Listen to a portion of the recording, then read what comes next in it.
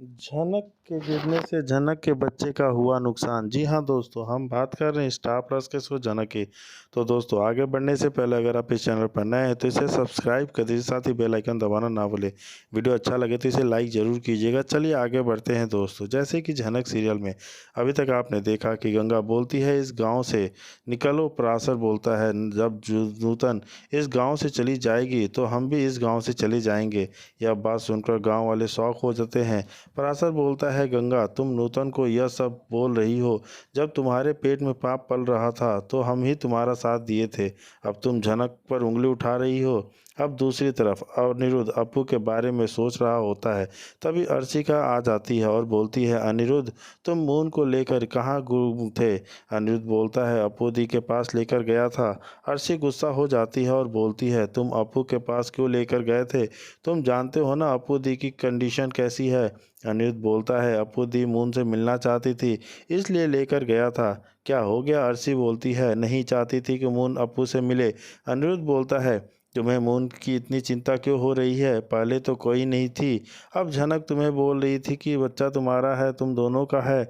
बहुत बहस हो जाती है और अर्शी बोलती है, फिर तुम ले जाओ झनक के पास ही। अर्शी और अनिरुद्ध का आवाज़ सुबह और तनुजा सुन लेते हैं। तनुजा बिपाशा के पास कह रही होती है कि अर्शी और अनिरुद्ध के पास सुबह और तनुजा कमरे में आ जाते हैं। अर्शी से पूछते हैं, तुम दोनों लड़ क्यों रहे हो, इस बच्चे पर असर पड़ेगा।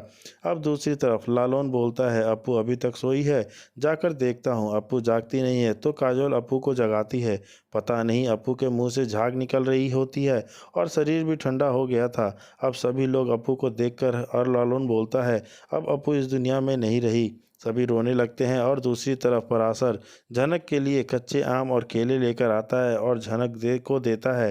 झनक को बोलता है, तुम कब बता रही हो सरी बाबू को। झनक बोलती है, मैं कुछ भी नहीं बताऊंगी, क्योंकि जब वो इस इंसान माँ की इज्जत नहीं करता तो बच्चे का क्या इज्जत करेगा। पराशर बोलता है, पर यह बात तो बतानी पड़ेगी ना। दूसरी तरफ मून बोलती है, मुझे माँ के पास जाना है क्योंकि मुझे यहाँ कोई भी प्यार नहीं करता। और अनिरुद्ध बोलता है, यहाँ तुमसे सभी प्यार करते हैं। मून बोलती है, ये दोनों मुझे प्यार नहीं करते।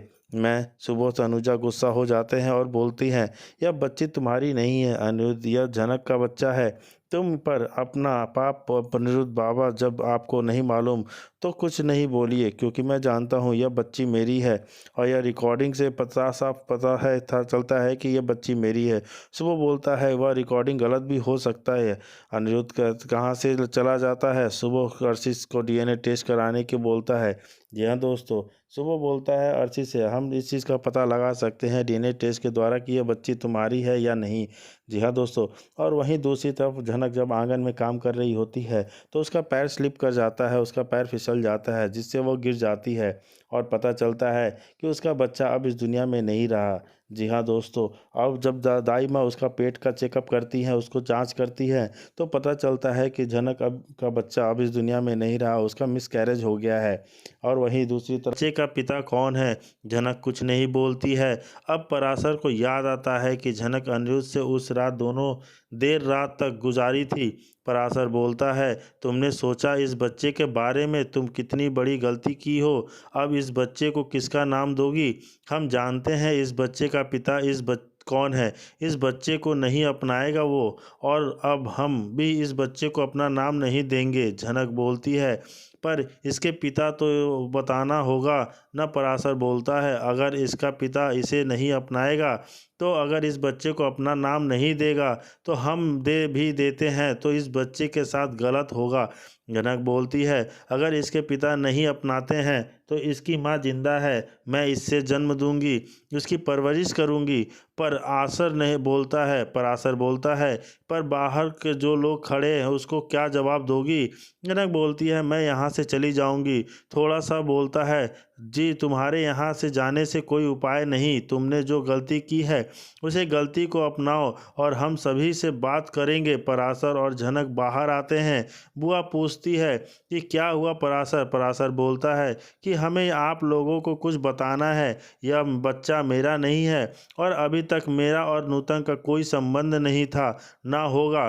गंगा बोलती है, जब यह बच्चा तुम्हारा नहीं है तो यह और किसका। पराशर बोलता है, इससे क्या मतलब, मतलब किसी का भी हो, गंगा बोलती है, लेकिन हमने जानने का हक है कि यह बच्चा आखिरकार है किसका। जी हाँ दोस्तों, वहीं दूसरी तरफ अप्पू की जो है हालत बहुत ही ज़्यादा सीरियस हो जाती है और उसकी जान जोखिम में पड़ जाती है और वो अंतिम सांस लेने लगती है। तब वो जिद करती है कि मुझे जनक से एक आखिरी बार मिलना है, लेकिन सब लोग सोचने लगते हैं कि आखिर जनक को यहाँ कैसे बुलाया जाए, जनक यहाँ पे कैसे आएगी। वहीं दूसरी तरफ जब अनिरुद्ध वहां पहुंचता है तो अनिरुद्ध को देख के पापू बोलती है कि अनिरुद्ध, मैं जानती हूं कि तुम जनक को अपने साथ नहीं लाना चाहते हो, अपने साथ नहीं रखना चाहते हो, लेकिन मैं जानती हूं कि तुम उसे बहुत प्यार करते हो और वो भी तुमसे बहुत प्यार करती है। इसलिए मैं एक बार जनक से अपनी आखिरी सांस में मिलना चाहती हूँ। जी हाँ दोस्तों, वहीं दूसरी तरफ जनक कहती है कि मैं अप्पू दीदी की खबर मिलते ही वहाँ से भागने की कोशिश करती है और मिलने की कोशिश करती है, लेकिन क्या होगा। वहीं दूसरी तरफ जब गंगा को पता चलता चाहता है कि यह बच्चा पराशर का नहीं बल्कि जनक का है, शहरी बाबू यानी अनिरुद्ध से है, तब जनक इस बात का बड़ा विरोध करती है।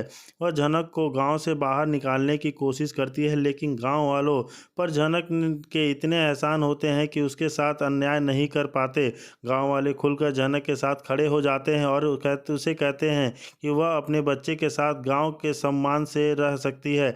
यह सुनकर जनक की आंखों में आंसू आ जाते हैं, लेकिन इस बार वह दुख से नहीं बल्कि सुकून से रोती है। उसे अब अपनी पहचान छुपाने की जरूरत नहीं है, वह अब खुलेआम माँ बनकर जी सकती है। जनक खुश होती है कि वह अपने बच्चे को अकेले पाल लेगी, लेकिन किसी के सहारे के बिना। लेकिन दूसरी ओर कंका के मन में अब भी खटास बाकी होती है कि उसे लगता है कि जनक की वजह से ही पराशर की ज़िंदगी बर्बाद हो रही है।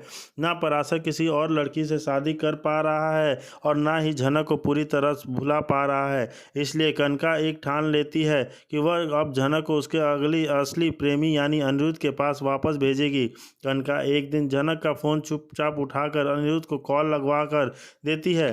अब अनिरुद्ध फ़ोन उठाते तो कनका को जनक की जानकारी के बिना उससे एक बहुत बड़ा रस सच कह देती है। जनक तुम्हारे बच्चे की माँ बनने वाली है